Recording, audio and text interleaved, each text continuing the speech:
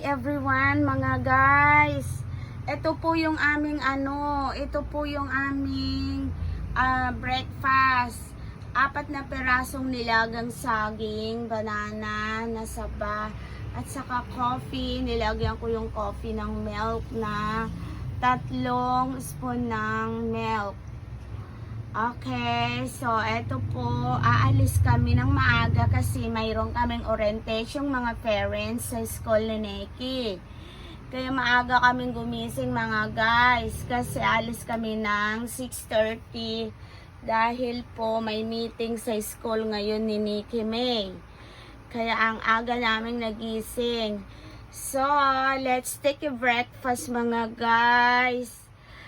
Mag-breakfast na rin kayo dyan kung sino na ang mga gising dyan. Kain na po tayo ng breakfast, mag-coffee tayo, kain tayo ng nilagang saging.